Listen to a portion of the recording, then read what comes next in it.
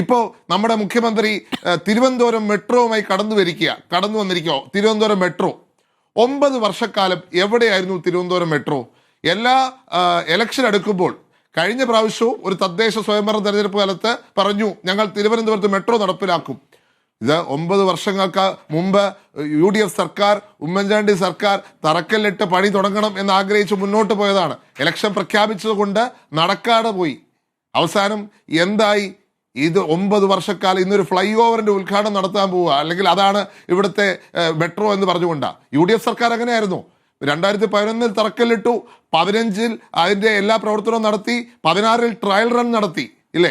UDF സർക്കാർ പോകുന്നതിന് തൊട്ട് മുമ്പ് കൊച്ചി മെട്രോ ട്രയൽ റൺ നടത്തിയതിനു ശേഷം, അതുകൊണ്ട് ഇന്ന് കൊച്ചിയിൽ മെട്രോ ഉണ്ട്.